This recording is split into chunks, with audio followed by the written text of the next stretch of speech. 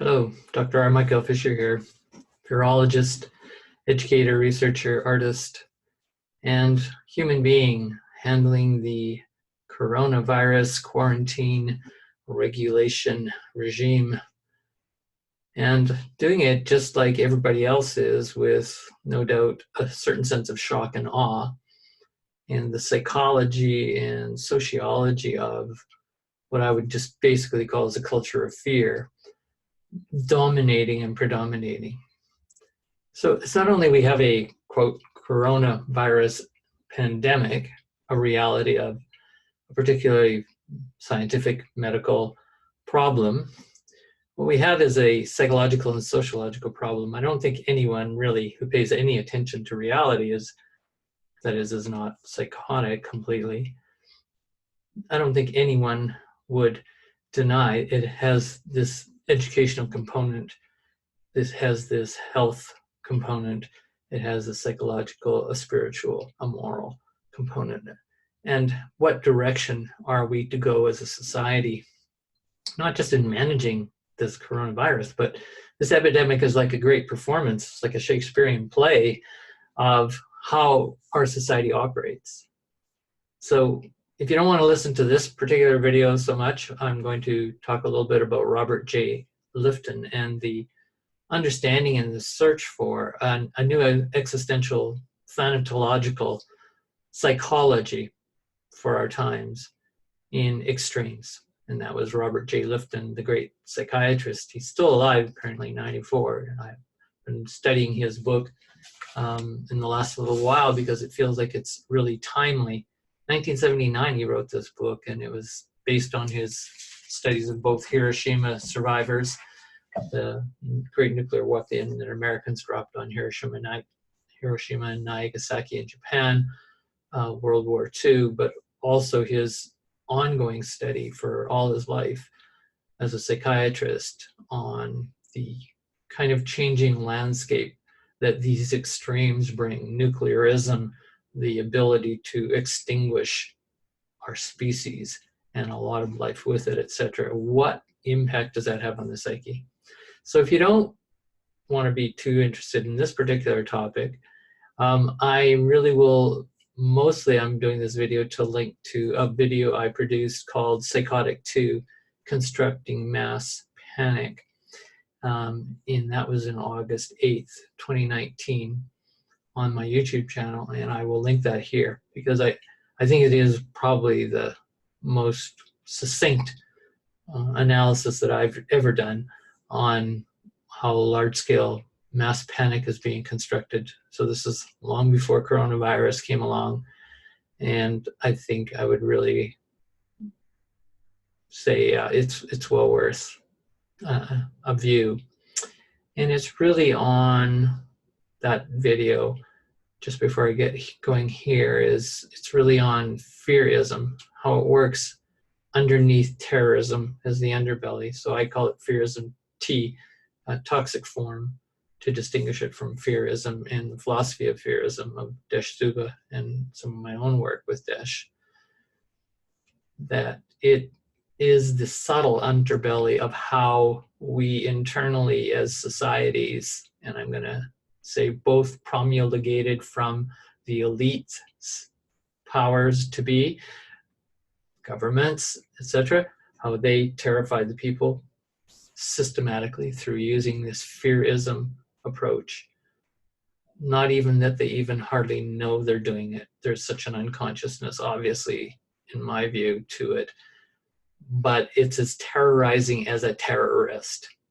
So that's what that video is that's linked below, Psychotic 2, because I was doing a series of videos on psychotic or near psychotic experiencing, which I'm still interested in. And Robert J. Lifton, his work gets to that too, that we are and have been in the extreme postmodern condition, the post-nuclear age, especially. We have now brought ourselves up constantly under the face of, including with pandemic viruses, a potential closing in on the future, coming right into the present and overtaking psychologically our sense of an optimistic future or continuity.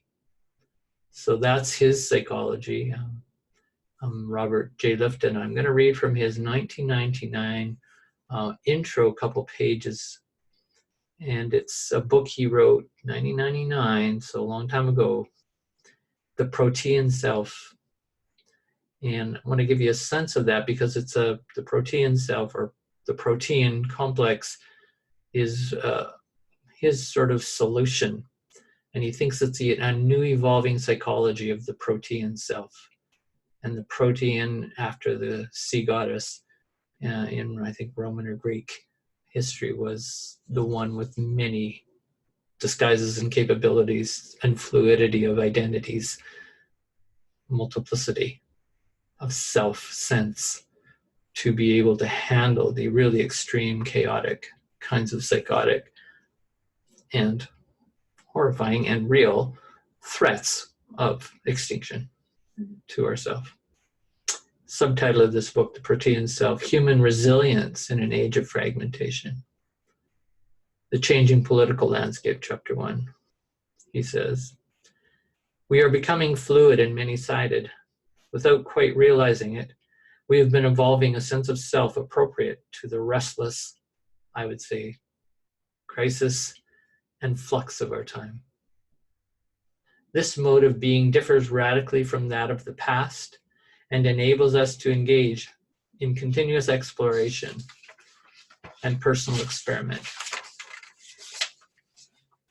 I have named it the Protean Self, after Proteus, the Greek sea god of many forms.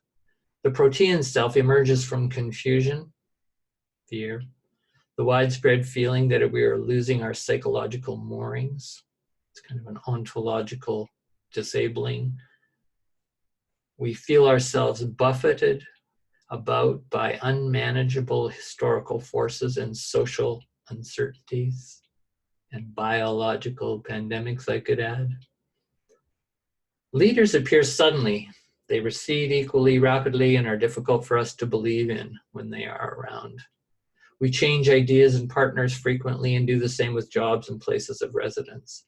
Enduring moral convictions, clear principles of action and behavior, we believe these must exist, but we question, where do they exist? Where are those references for guidance?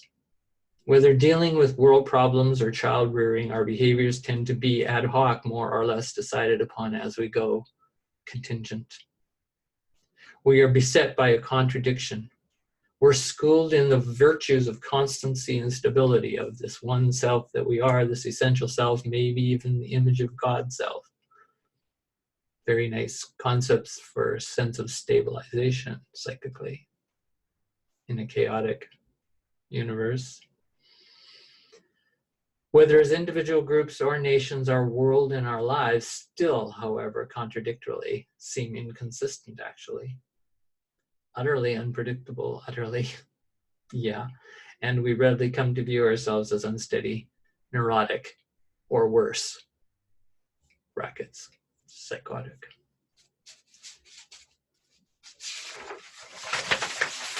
But under these times of collapse, these threats and these pulls, the self turns out to be surprisingly resilient, he claims. It makes use of bits and pieces here and there, and somehow keeps going. What may seem to be mere tactical flexibility, or just bungling along as it seems sometimes, turns out to be much more than that. So here's his hypothesis. We find ourselves evolving a self of many possibilities. And that is the possibilities of this protean self, a very fluid self.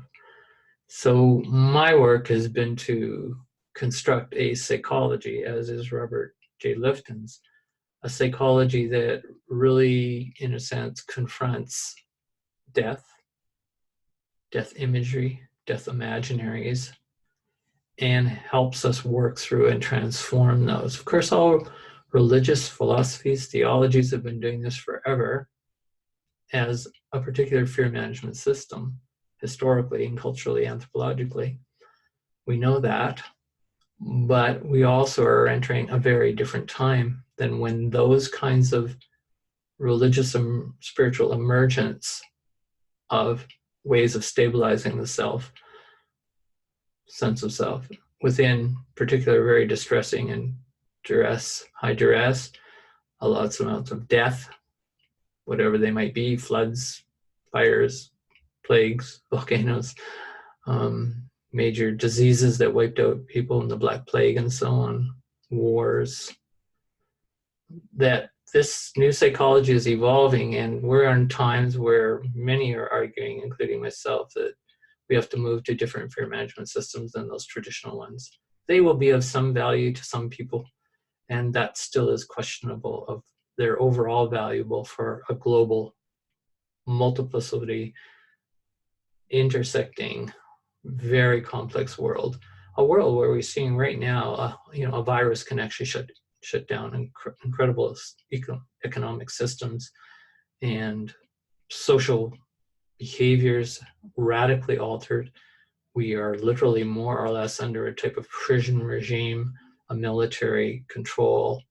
And I have said in my other video, the one that I cited before, these become very politically based. So we have to come up with really, and I say we, I mean everybody from the ground roots up to the elites down who control so much of the society.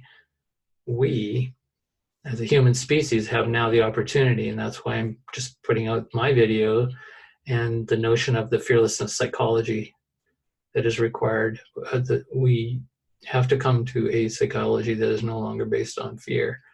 And in Robert J. Lifton's terms, he's a thanatologist, he's a psychiatrist, he's a psychohistorian. He is arguing we have to definitely get beyond that fear of death complex, which is a fear of life complex with it. They're dialectical, they both influence each other.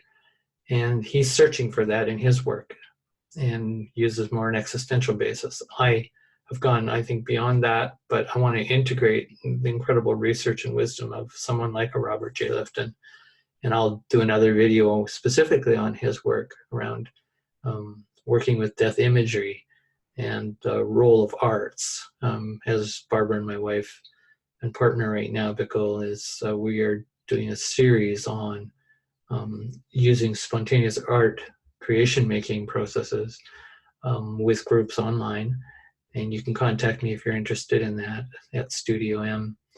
And we are looking at creating a new psychology and a social psychology and a cultural therapia for our times in this quarantine, and the type of future imagery of an enclosure, which does not look very hopeful and is looking like it will be a continual sense of threat to, and this doesn't even include nuclear and climate change threat. So we're into the collapsing psychology of our times.